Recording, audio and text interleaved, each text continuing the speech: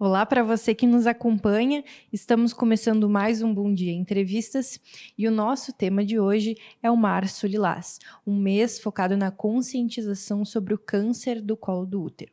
E para conversar sobre o tema, estamos com a médica oncologista Adriana Wilk. Seja bem-vinda. Obrigada, Vivian. Muito obrigada pelo convite. É um prazer estar aqui junto ao Jornal Bom Dia para mais esse bate-papo. Adriana, o que é o câncer do colo do útero e quais os sintomas? Bom, Vivian, o câncer do colo do útero é uma alteração, onde as células se transformam de benignas para malignas, né, no colo uterino. E o que é o colo uterino? O colo uterino ele é uma espécie de um cilindro que interliga o canal vaginal ao corpo do útero, né? Em determinado momento e por uma série de fatores, né, o câncer ele nunca é unifatorial, ele sempre é multifatorial.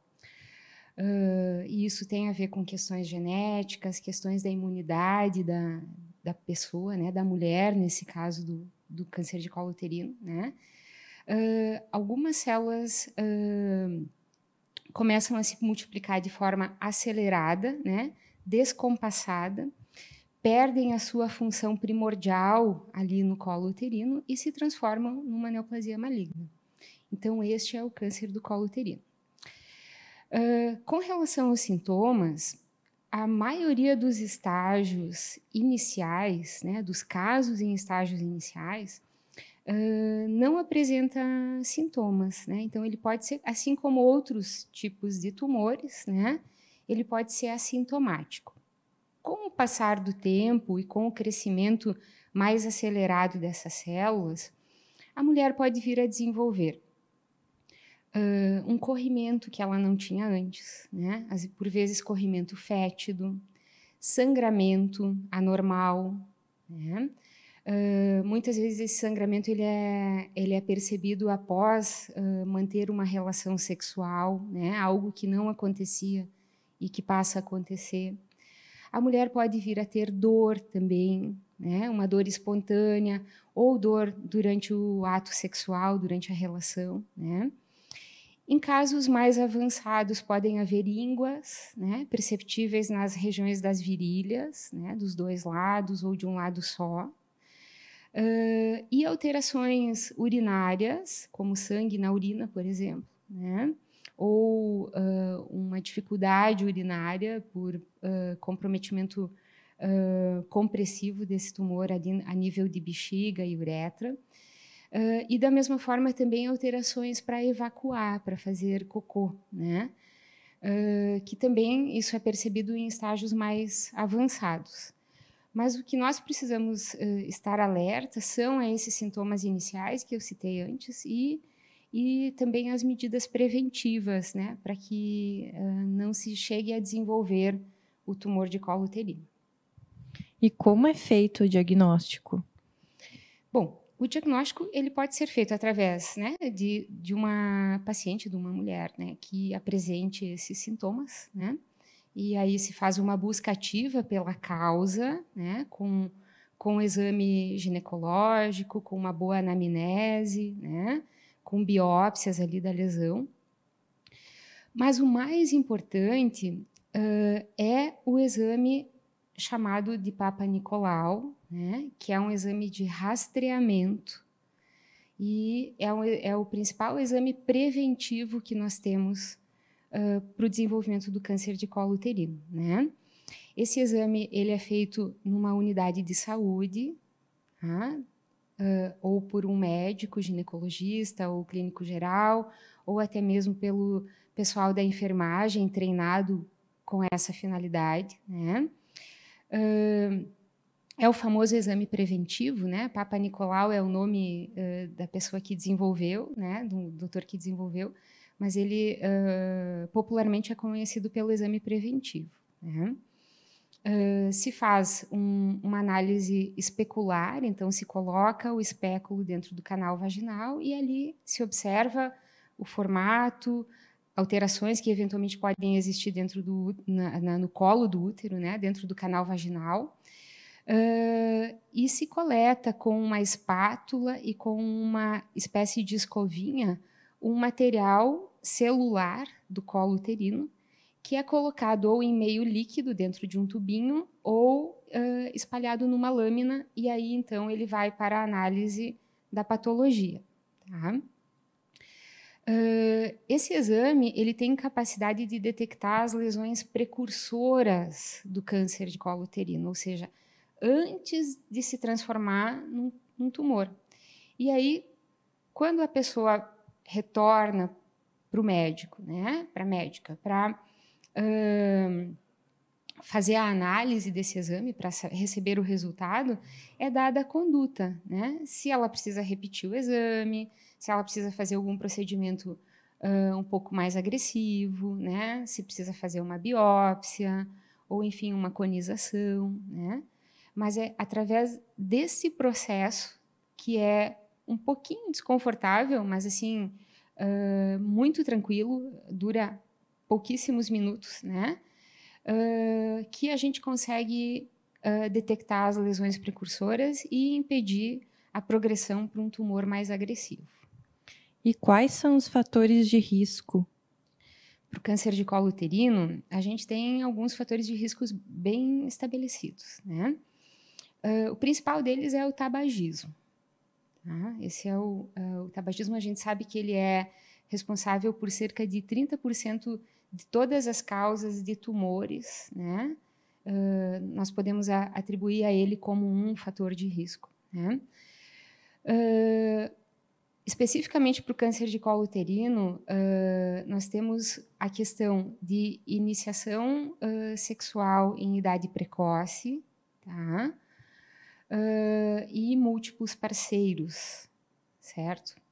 E também, especificamente ao colo uterino, a gente sabe que as mulheres que usam de forma mais prolongada anticoncepcional, né, durante anos, décadas na sua vida, né, e onde a preocupação ela está mais na questão da contracepção, né, em não engravidar, e não na proteção de doenças sexualmente transmissíveis, né, de infecções sexualmente transmissíveis, essas mulheres que têm esse histórico de uso mais prolongado também têm um fator de risco associado para desenvolver de forma mais fácil, né, os tumores de colo uterino. E o que é o HPV e qual a relação com o câncer do colo do útero? Vivian, o HPV ele é uma infecção sexualmente transmissível, né? É o Human Papilloma Virus, é uma sigla em inglês, né? Ou papiloma vírus para nós. Existem diversos tipos de papiloma vírus. E o tipo, especificamente o tipo 16 e 18, são responsáveis por cerca de 70% dos tumores de colo uterino que nós temos, né? Outros HPVs oncogênicos, né, outros HPVs que formam o câncer, também circulam, mas esses dois tipos são responsáveis pelo desenvolvimento do câncer de colo uterino. Então, uma forma de inibir a infecção pelo HPV é através do uso de método de barreira, né? Ou seja, a camisinha, tanto a camisinha masculina quanto a camisinha feminina, para no momento que for se manter relação sexual com penetração. Tá? O HPV, ele provoca alterações celulares e, na grande maioria dos casos, essas alterações o próprio organismo dá conta de debelar, né? Dá conta de eliminar o HPV. Mas algumas situações, né? E como eu falei para você que inicialmente, né? Eu comentei que todo tumor ele não tem uma causa só, ele tem várias causas. Então isso vai depender muito do estado de saúde da pessoa, né? Em algumas situações se progride, né? Essas alterações celulares e formam alterações identificadas no microscópio por aquele exame que nós comentamos antes, né? O Papa Nicolau, o exame preventivo, e nós somos capazes de tratar o HPV antes de que ele se transforme em tumor, né? Mas para isso a gente precisa identificar essa infecção, né? Porque ele faz assim alterações celulares específicas, né? São os chamados NICs, né? Alterações intracelulares, daí tem NIC1, NIC2, NIC3. Isso são lesões pré-malignas, né? E a grande sorte que nós temos de identificar isso com o Papa Nicolau é que nós podemos tratar antes de se transformar em câncer, né? Ainda sobre o HPV, Vivian, é bem importante a gente salientar que nós precisamos disseminar a cultura da vacinação contra o HPV, né? Nós somos um país que tem uma rede, uma política de vacinação muito forte, né? E o HPV ele é contemplado a partir de 2017 nas campanhas básicas de vacinação, né? Para meninas de 9 a 14 anos e para meninos de 11 a 14 anos. Atualmente são 2 doses apenas e se estuda, no futuro já tem estudos para se fazer essa vacinação em uma dose, né? A vacina, ela contempla esses 2 vírus mais oncogênicos, né, que nós falamos, o 16 e o 18, e também o 9 e o 11, que são responsáveis pelas verrugas genitais, né? Então, ela é quádrupla, né? Ela contempla antígenos para 4 tipos de vírus, tá? Um outro detalhe também sobre a vacinação é que para mulheres que têm algum tipo de imunossupressão, né? Seja pessoas que vivem com HIV, AIDS, né? Que sejam pós-transplantadas, que tenham alguma doença autoimune ou até mesmo câncer, que passem longos períodos com imunossupressão, então com uma queda das defesas assim sustentada, né, por medicação ou por uma doença, essas pessoas elas podem receber a vacinação até os 45 anos de idade, né? Então também é uma forma de profilática, né, de se combater o câncer do colo uterino. Ainda, Vivian, eu esqueci de falar antes sobre a realização do preventivo, né? Então quando que nós temos que fazer o preventivo, né? Quando que ele está indicado? Pela Organização Mundial da Saúde e pelo Ministério Nacional, né? O Ministério da Saúde Nacional brasileiro.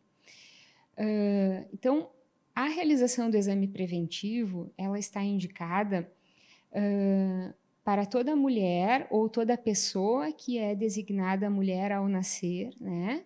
Então, entra nesse cenário homens trans que ainda possuam colo uterino, né? Ou pessoas não binárias que também possuam colo uterino e que tenham tido relação sexual com penetração em algum momento, né? E ele deve ser realizado a partir dos 25 anos até os 65 anos de idade, né? A faixa etária de maior prevalência do câncer de colo uterino começa lá no final da terceira década, então dos 39, 40 anos. Tem uma prevalência maior na quinta década e depois da sexta década ela vai reduzindo. Mas isso não quer dizer, isso precisa ser avaliado de forma dinâmica, né? Que, por exemplo, uma mulher de 70 anos não vai necessitar fazer o exame preventivo, assim como talvez uma moça em idade mais precoce dos 25 anos também tem que começar a fazer, né? Ele deve ser feito inicialmente anual, tá?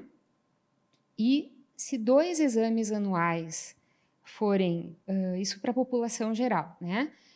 Forem negativos, a partir dali pode ser repetido a cada 3 anos. Se a pessoa, né, se a mulher tiver parceiro fixo, né, pode ser repetido a cada 3 anos. Conforme cada caso, né? Isso tem que ser discutido a nível de consultório, tem que ser discutido com o médico, né? Esse exame ele pode ser feito preventivamente, né? Em períodos menores do que 3 anos. Tá? Então, a necessidade ela também é avaliada de forma individual. Tá? E quanto ao tratamento do câncer do colo do útero, como ele é realizado e existe alguma chance de cura? Sim. A chance de cura ela é maior quanto mais precoce nós identificarmos o tumor do colo uterino, né?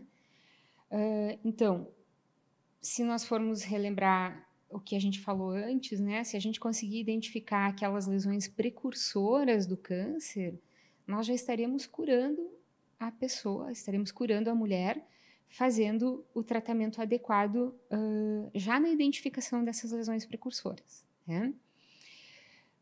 Conforme vai adiantando o grau, né, ou o estágio da doença, a gente precisa tomar medidas um pouquinho mais radicais para o tratamento do câncer do colo uterino, né?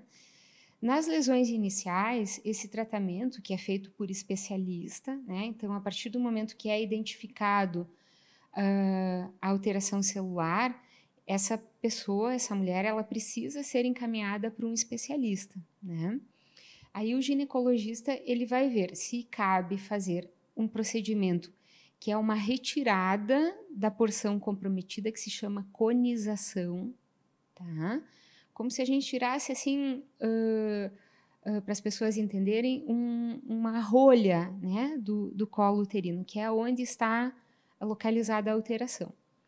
Muitas situações se resolvem somente com essa conização, que existem vários tipos, né, e várias formas de serem feitas. Outras precisam fazer uma retirada um pouco mais agressiva, né? Quando o tumor já está instalado, se pensa em fazer uma retirada mais agressiva e precocemente, né? Justamente para impedir que ele se alastre e desenvolva uma fase mais avançada da doença, né?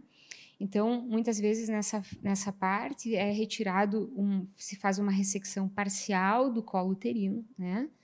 Especialmente se a mulher ainda pretende ter filhos, né? Com todos os cuidados que vai ter que ter numa gestação nessa situação. Ou se opta já por retirar o útero, né? E o colo do útero, tá? Então, esse seria o tratamento cirúrgico inicial. Então, o tratamento para casos mais avançados, Vivian, ele é feito através da químio e da radioterapia associadas, né? De forma mais moderna, a gente também pode associar, nesses casos, a imunoterapia, que é uma espécie de tratamento onde se mobiliza células imunes, né? Os linfócitos imunes, que são os nossos grandes defensores do organismo, os linfócitos T, a combater as células tumorais, né? A gente tem experiência em vários tipos de tumores e agora recentemente em colo uterino com o tratamento dessa modalidade, né? Onde mesmo nos casos avançados se atinge critérios de eliminação total do tumor, né?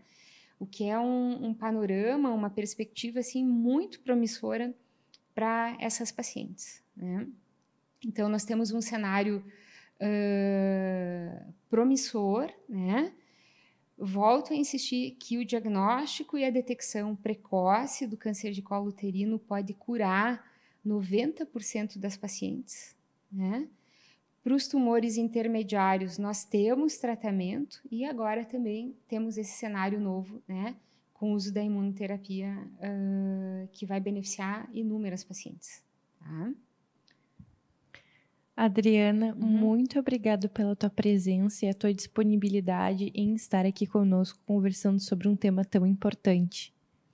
Vivian, eu que agradeço, né? E reforço que esse tipo de ação E a educação da população, né, para a saúde, né, nós precisamos fazer um letramento em saúde para a população, né, são ações preventivas que vão fazer muita diferença na vida de quem está nos ouvindo aí e nos vendo.